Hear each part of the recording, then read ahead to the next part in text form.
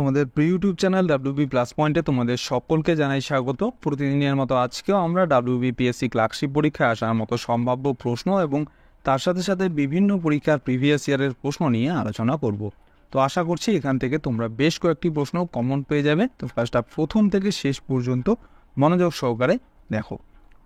তো দেখো, আজকে আমাদের প্রথম প্রশ্ন হচ্ছে, অর্থনৈতিক উন্নয়ন বলতে বোঝায় অর্থনৈতিক প্রসার এবং আর কোনটি?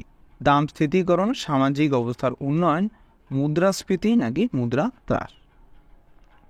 তো এখানে বলে দেই, সঠিক অ্যান্সার হয়ে যাবে অপশন বি, সামাজিক অবস্থার উন্নয়ন। অর্থাৎ অর্থনৈতিক উন্নয়ন বলতে বোঝায় অর্থনৈতিক প্রসার এবং সামাজিক অবস্থার উন্নয়নকে।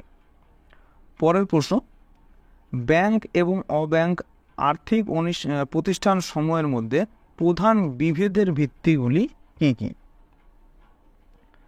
তো এখানে অপশনগুলোর মধ্যে অ্যান্সার হয়ে যাবে অপশন ডি, সবকটি। অর্থাৎ চেক প্রদানের ক্ষমতা, প্রতিষ্ঠানের প্রকৃতি এবং ঋণ সৃষ্টি, এগুলো হচ্ছে বিভেদের প্রধান ভিত্তি। নেক্সট প্রশ্ন, রাজ্য সরকার দ্বারা নিম্নলিখিত কোন করটি জারি করা হয়? আয়কর, সম্পদ কর, বিনোদন কর নাকি কর্পোরেট কর? এটা ভেরি ভেরি ইম্পর্টেন্ট, পরীক্ষায় আসে এটা। তো মনে রাখবে, রাজ্য সরকার দ্বারা যে করটা জারি করা হয় সেটা হচ্ছে বিনোদন কর, অপশন সি। পরের প্রশ্ন, রাজ্যের মন্ত্রী পরিষদ সম্মিলিতভাবে কার কাছে দায়বদ্ধ থাকে? এটাও খুব ইম্পর্টেন্ট প্রশ্ন, এটা বারবার পরীক্ষায় আসে, মোস্ট রিপিটেড প্রশ্ন। এসএসসি, পিএসসি, রেলওয়ে সব পরীক্ষায় এই প্রশ্নটা এসেছে বারবার। তো মনে রাখবে, এখানে সঠিক অ্যান্সার হয়ে যাবে এখানে অপশন বি, রাজ্য বিধানসভা। অর্থাৎ রাজ্যের যে মন্ত্রী পরিষদ রয়েছে তারা সম্মিলিতভাবে দায়বদ্ধ থাকে রাজ্য বিধানসভার কাছে। তো সংবিধানের 164 নম্বর অনুচ্ছেদ অনুযায়ী রাজ্যের মন্ত্রী পরিষদ সম্মিলিতভাবে রাজ্যের বিধানসভার প্রতি দায়বদ্ধ থাকে। নেক্সট প্রশ্ন, লোকসভার কতগুলো আসন কেন্দ্রশাসিত অঞ্চলগুলোর মধ্যে জন্য বরাদ্দ থাকে? তো অ্যান্সার হয়ে যাবে এখানে অপশন এ, 20টি আসন। তো রাজ্যসভায় 245 জন সদস্য রয়েছে, যার মধ্যে 4 জন সদস্য কেন্দ্রশাসিত অঞ্চল সমূহ থেকে মনোনীত করা হয়। নেক্সট প্রশ্ন, নিম্নোক্ত কোন আধিকারিক পার্লামেন্টের সদস্য না হয়েও পার্লামেন্টের যে কোনো পক্ষের আলোচনায় অংশগ্রহণ করতে পারেন? এটাও খুব ইম্পর্টেন্ট প্রশ্ন, বারবার পরীক্ষায় আসে। তো এটার সঠিক অ্যান্সার হয়ে যাবে এখানে অপশন বি, অ্যাটর্নি জেনারেল। তো অ্যাটর্নি জেনারেল হচ্ছে পার্লামেন্টের সদস্য না, তিনি পার্লামেন্টের সদস্য নয়, তাও তিনি পার্লামেন্টের যে কোনো পক্ষে আলোচনায় অংশগ্রহণ করতে পারেন। তিনি কিন্তু শুধু আলোচনায় অংশগ্রহণ করতে পারবেন, ওখানে যে ভোট হয় সেই ভোটে তিনি অংশগ্রহণ করতে পারবেন না, তিনি শুধু আলোচনায় অংশগ্রহণ করতে পারবেন। নেক্সট প্রশ্ন, ভারতের বৃহত্তম লৌহ ইস্পাত কারখানার নাম কি? এটা তো তোমরা কম বেশি সবাই পারবে এবং ইম্পর্টেন্ট প্রশ্ন। মনে রাখবে, ভারতের বৃহত্তম লৌহ ইস্পাত কারখানা হচ্ছে বোকারো, অপশন বি। তো বোকারো লৌহ ইস্পাত কারখানা 1964 সালে তৃতীয় পঞ্চবার্ষিকী পরিকল্পনার কালে তৈরি হয়েছিল। এটা ভেরি ভেরি ইম্পর্টেন্ট, ভালো করে মনে রাখবে। এখানে প্রশ্ন এইভাবেও আসতে পারে যে বোকারো লৌহ ইস্পাত কারখানা কোন পঞ্চবার্ষিকী পরিকল্পনার সময় তৈরি করা হয়েছিল? তো অ্যান্সার হবে তৃতীয় পঞ্চবার্ষিকী পরিকল্পনার সময় বোকারো লৌহ ইস্পাত কারখানাটি তৈরি হয়। পরের প্রশ্ন, কত সালে চিপকো আন্দোলন সংগঠিত হয়েছিল? এটা তো ফেভারিট প্রশ্ন এক্সামিনারদের, এটা খুবই ইম্পর্টেন্ট। তো মনে রাখবে, চিপকো আন্দোলন হয়েছিল হচ্ছে 1973 সালে, অপশন বি। তো হিমালয় পার্বতের অরণ্য সম্পদকে রক্ষা করার জন্য এই আন্দোলন হয়। এটি মহিলাদের আন্দোলন নামেও পরিচিত, আর এটি ভারতের প্রথম সংগঠিত পরিবেশ আন্দোলন ছিল। নেক্সট প্রশ্ন, ব্যবহার সমতা ও দণ্ড সমতা প্রবর্তন করেছিলেন কে? এটাও খুবই ইম্পর্টেন্ট প্রশ্ন। অপশন হচ্ছে অশোক, কৌটিল্য, কনিষ্ক নাকি চন্দ্রগুপ্ত?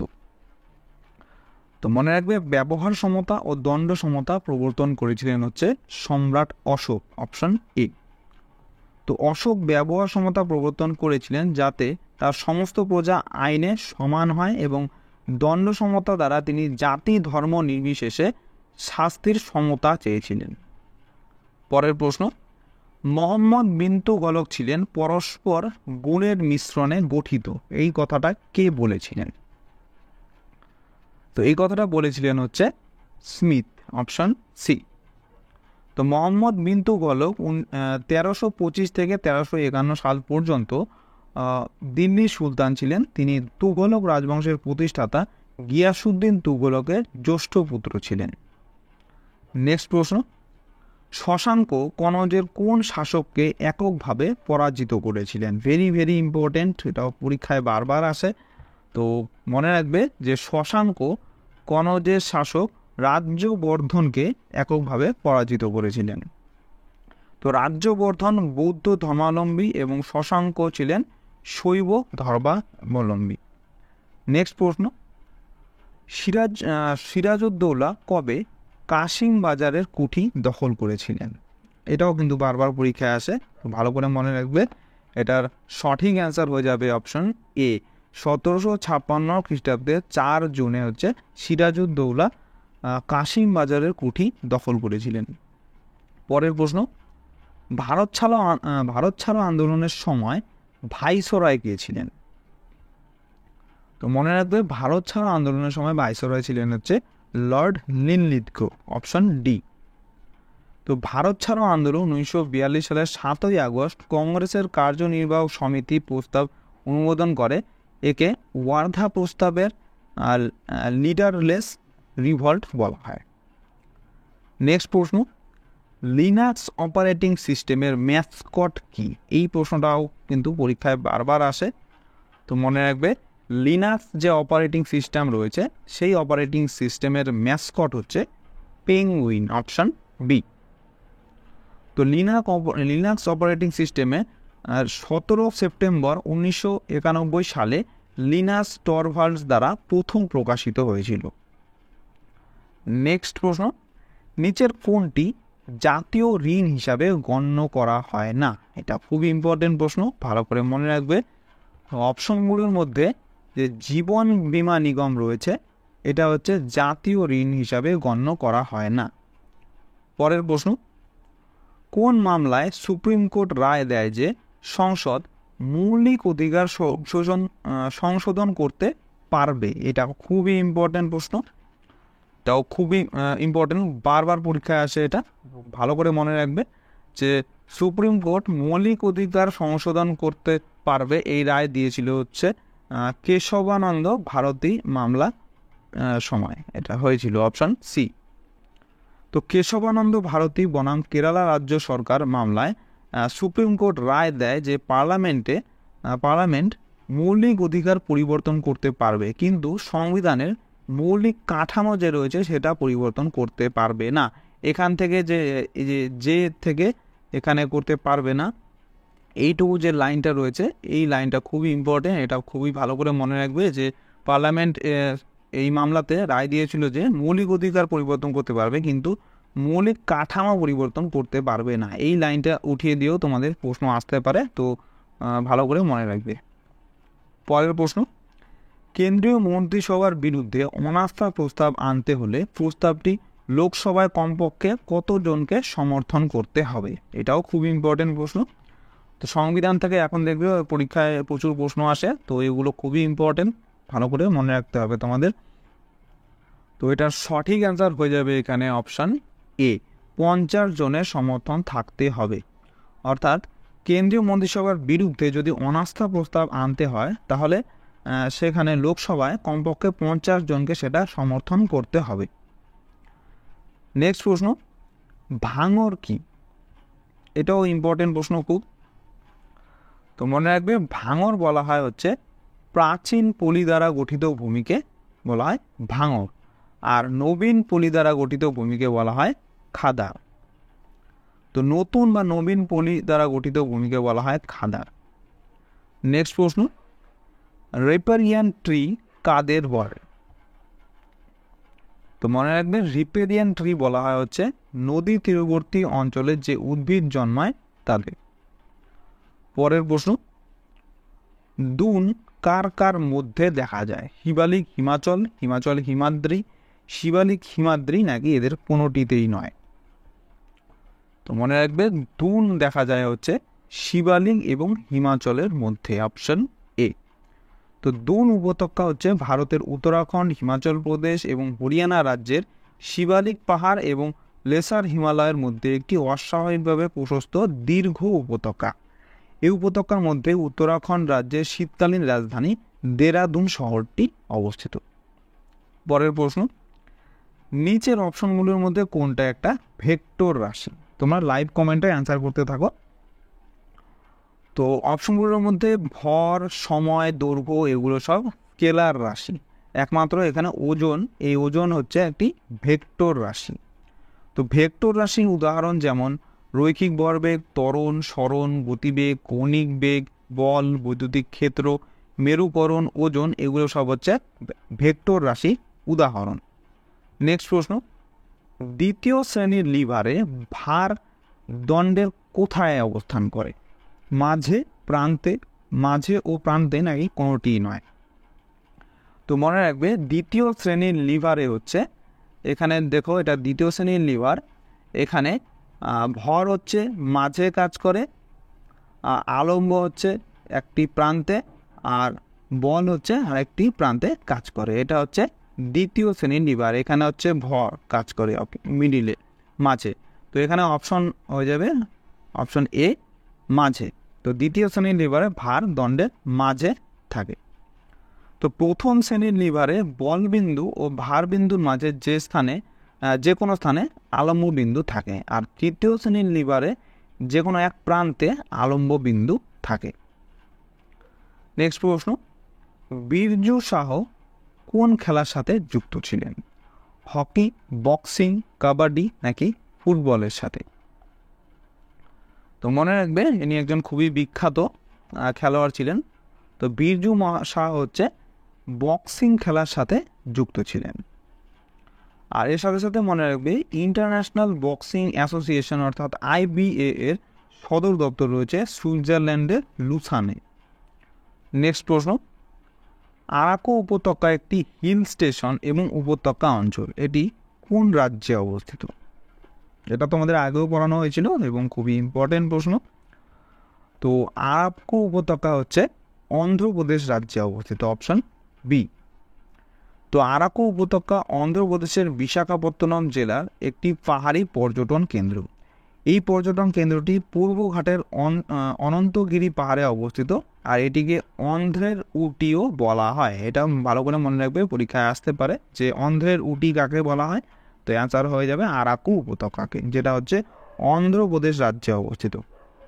পরের প্রশ্ন, ন্যাশনাল মাউন্টেন ক্লাইম্বিং ডে কবে পালন করা হয়? তো মনে রাখবেন ন্যাশনাল মাউন্টেন ক্লাইম্বিং ডে পালন করা হয় প্রতি বছর 1 আগস্ট তারিখে। নেক্সট প্রশ্ন, পৃথিবীর সবথেকে বড় মেট্রোপলিটন শহর কোনটি? Very very important. তো মনে রাখবে পৃথিবীর সবথেকে বড় মেট্রোপলিটন শহর হচ্ছে জাপানের টোকিও, অপশন ডি। তো 2023 সালের জনগণনা অনুসারে বিশ্বের বৃহত্তম শহর হচ্ছে 1 নম্বরে রয়েছে জাপান, দ্বিতীয় নম্বরে রয়েছে দিল্লি, তৃতীয় নম্বরে রয়েছে চীনের সাংহাই, আর চতুর্থ নম্বরে রয়েছে বাংলাদেশের ঢাকা।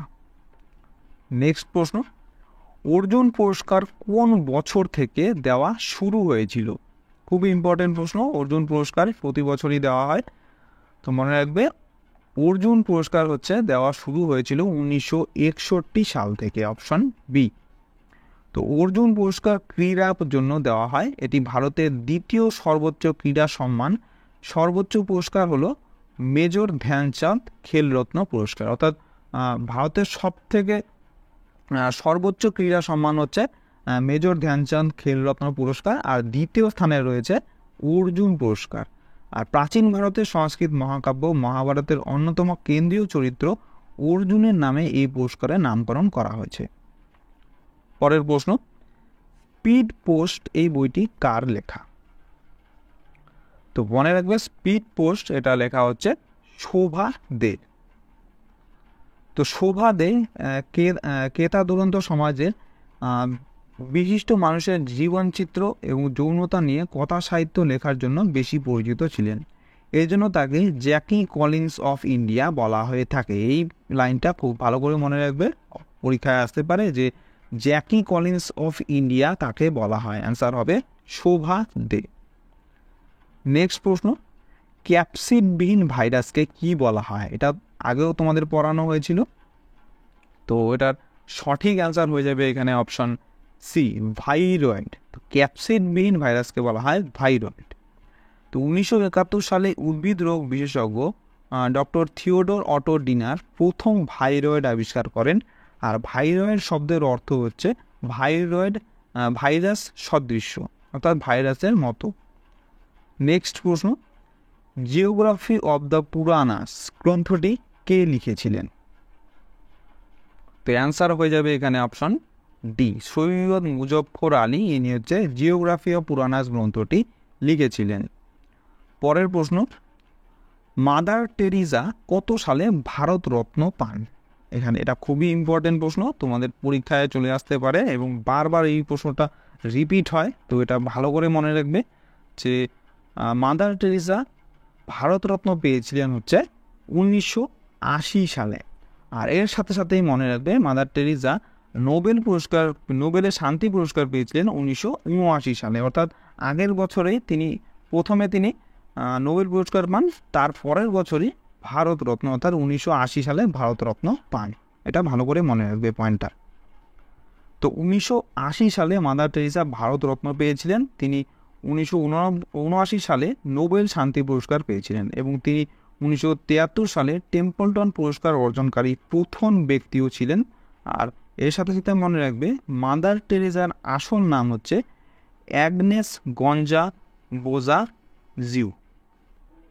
নেক্সট প্রশ্ন, বোরাক্সের প্রতিটি অণুতে কেলাস জলের অণু সংখ্যা কতগুলি? তো এটা একটু কঠিন প্রশ্ন, তো অ্যান্সারটা হবে এখানে অপশন সি, 10। তো বোরাক্সের প্রতি অণুতে কেলাস জলের সংখ্যা হচ্ছে 10টি। তো বোরাক্সের রাসায়নিক সংকেত দেখো এখানে কি দেওয়া আছে, Na2B4O7 10H2O। এই যে এখানে দেখতে পাচ্ছ 10H2O, H2O হচ্ছে জলের সংকেত, আর 10H2O অর্থাৎ এখানে একটি বোরাক্সের অণুতে 10 অণু জল থাকে। নেক্সট প্রশ্ন, সিলভার ক্লোরাইড সূর্যালোকের নিচে রাখলে কি হয়? এটা সায়েন্স থেকে একটি ফেভারিট প্রশ্ন এক্সামিনারদের, এটা বারবার পরীক্ষায় আসে প্রশ্নটা, খুবই ইম্পর্ট্যান্ট। তো মনে রাখবে সিলভার ক্লোরাইড যদি সূর্যালোকে নিচে রাখা হয় তাহলে রূপা ধাতু ও ক্লোরিন উৎপন্ন হয়। অর্থাৎ সিলভার ক্লোরাইডকে যদি সূর্যালোকের নিচে রাখা হয় তাহলে রূপা এবং ক্লোরিন গ্যাস উৎপন্ন হয়। নেক্সট প্রশ্ন, সেল থিওরি কোথায় প্রযোজ্য নয়? মনে রাখবে সেল থিওরি হচ্ছে ভাইরাসের ক্ষেত্রে প্রযোজ্য নয়। তো ভাইরাস হলো জীব এবং জ্বরের মধ্যবর্তী পর্যায়ের একটি বস্তু, ভাইরাসে কোনো কোষ থাকে না। নেক্সট প্রশ্ন, war is the business of barbarian? এই বিখ্যাত কথাটি কে বলেছিলেন? ভেরি ভেরি ইম্পর্টেন্ট, পরীক্ষায় আসতে পারে তোমাদের। তো ভালো করে মনে রাখবে যে war is the business of barbarians, এই কথাটি বলেছিলেন হচ্ছে নেপোলিয়ান বোনাপার্ট, অপশন ডি। পরের প্রশ্ন, বিখ্যাত চিত্রপট ভার্জিন মেরি এটা কার দ্বারা অঙ্কিত হয়েছিল? অর্থাৎ কে এঁকেছিলেন এই ভার্জিন মেরি চিত্রটি? এটাও খুব ইম্পর্টেন্ট, পরীক্ষায় আসার মতো প্রশ্ন। তো অপশনগুলো হচ্ছে পাবলো পিকাসো, রাফায়েল, পল গগা, মাইকেল অ্যাঞ্জেলা। কোনটা হবে অ্যান্সার? তো এখানে সঠিক অ্যান্সার হয়ে যাবে অপশন বি, রাফায়েল। রাফায়েল হচ্ছে ভার্জিন মেরি এই বিখ্যাত চিত্রটি এঁকেছিলেন। পরের প্রশ্ন, লোলিতা গ্রন্থের লেখক কে? তো মনে রাখবেন লোলিতা গ্রন্থের লেখক হচ্ছে ভ্লাদিমির নবকভ, অপশন ডি। নেক্সট প্রশ্ন, এটাও খুব ইম্পর্টেন্ট প্রশ্ন, পানীয় জলে পারদের গ্রাহ্য মাত্রা কত? অর্থাৎ যে পরিমাণের বেশি জলে পারদের মাত্রা বেশি হয়ে গেলে তাহলে আমাদের অসুবিধা হয়, মানে সেখান থেকে রোগ হতে পারে। তো এখানে সঠিক অ্যান্সার হয়ে যাবে অপশন এ, 0.002 মিলিগ্রাম। এটা হচ্ছে পানীয় জলে পারদের গ্রাহ্য মাত্রা। আর বিশুদ্ধ পানীয় জলের পিএইচ হচ্ছে 7, 25°C তাপমাত্রায়। নেক্সট প্রশ্ন, ভারতের বিখ্যাত কার্টুনিস্ট কে? তো অপশনগুলোর মধ্যে কে ভারতের বিখ্যাত কার্টুনিস্ট? তো এটার সঠিক অ্যান্সার হয়ে যাবে এখানে অপশন সি, আর কে লক্ষণ। তো আর কে লক্ষণ হচ্ছে ভারতের বিখ্যাত কার্টুনিস্ট। এটাও খুব ভালো করে মনে রাখবে, পরীক্ষায় কিন্তু বারবার আসে।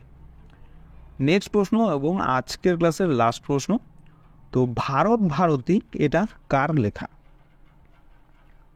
মনে রাখবে ভারত ভারতী এটা লিখেছিলেন হচ্ছে বৈশালী শরণ গুপ্তা। অপশন এ হয়ে যাবে এখানে সঠিক উত্তর।